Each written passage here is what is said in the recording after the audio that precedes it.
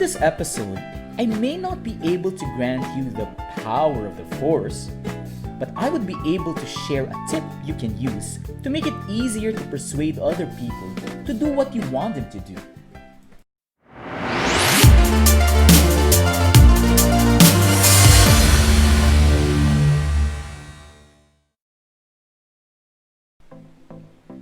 Remember when we were kids and we fantasized we had powers like our favorite superheroes? Did you ever wish you could fly? Or did you want invisibility or super strength? Personally, I wanted Green Lantern's ring to create virtually anything I wanted to. And now that we have all grown up, do you still wish you had the same superpower when you were a kid? When you think about it, as grown-ups, we're forced to relate with various types of people to get things done, right? Whether communicating with coworkers, family, friends, or even strangers, sometimes it is not that easy to make them follow you. And when this happens, don't you wish you had Jedi powers of making people do as you command them to just by using words?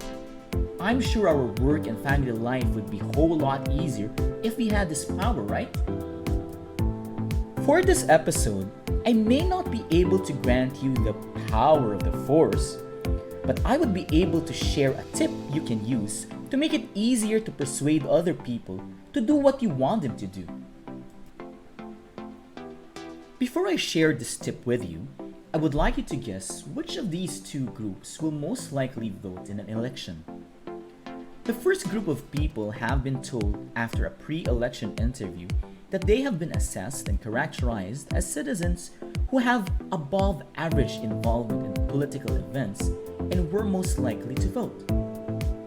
The second group underwent the same pre-election interview and were told that they have been assessed and characterized as average on the same attributes.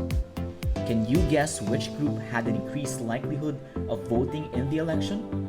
Or was there no difference at all?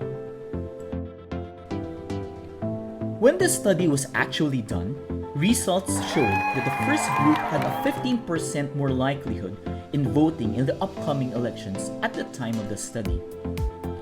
This study illustrated the power of labels imposed on other people.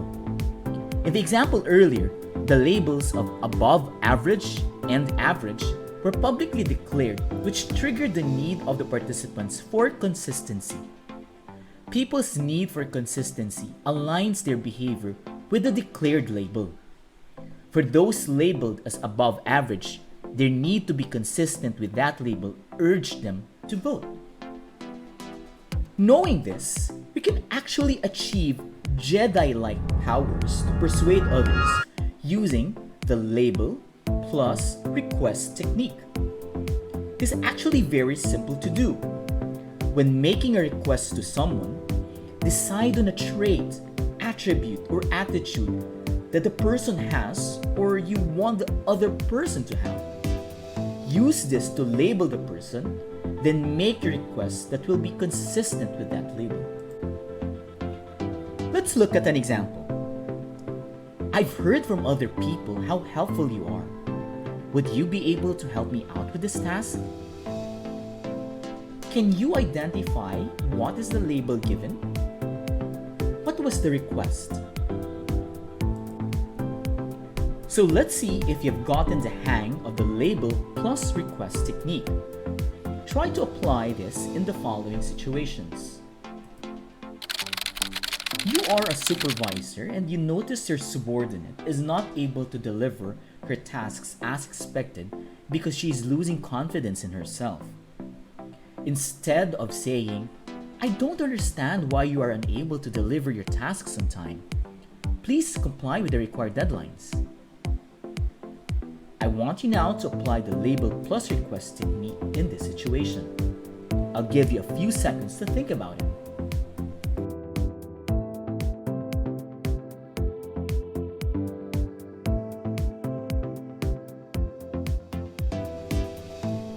For this example, if you feel that the subordinate is undergoing a temporary setback, you can use past performances as basis for the label. Here is a sample. I've known you for being a responsible team player. In our last project, you were very prompt in delivering your tasks. Would you be able to deliver your current tasks on or before the deadline? Now, if you feel that this is an area of opportunity for your subordinate to develop, your label can be your desired trait you would like her to possess. Here is a sample. I am confident that you are really committed on this project and will not let it be delayed. Would you be able to deliver your current tasks on or before the deadline? The label plus request technique can also work for children. Now try this out. You're going to bring your child to a family gathering, and you know from the past that when she is with her cousins, she could be a bit rowdy and naughty. Instead of saying, "Please behave later," how can you apply the label plus request technique? I'll give you a few seconds to think about it.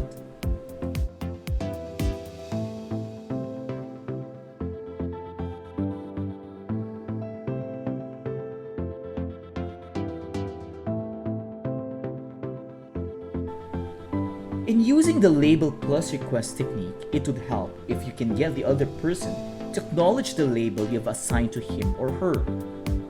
This will reinforce the need for consistency, which we have discussed earlier. For example, you can label first by saying, "Are you a well-behaved girl?" Then wait for your child's acknowledgement or agreement. Then follow up with your request like, "Can you behave later at the party?"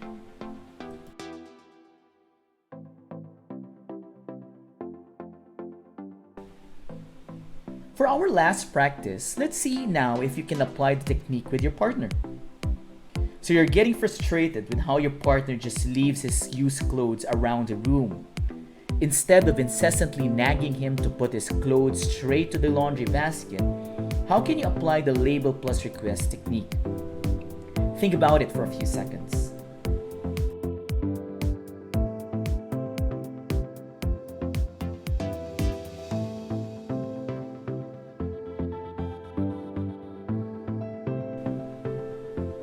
For this scenario, you can try something like this.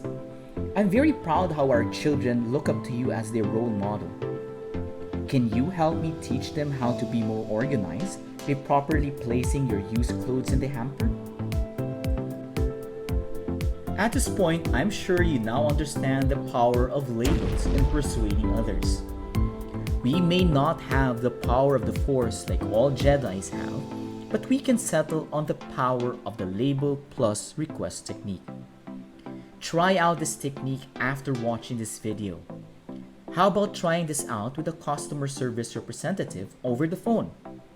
How would you apply the label plus technique to get your request done? But before you leave this channel, don't forget to hit the subscribe button and the notification bell so you will be informed if there is a new video similar to this that is uploaded in the channel. See you next time and happy learning!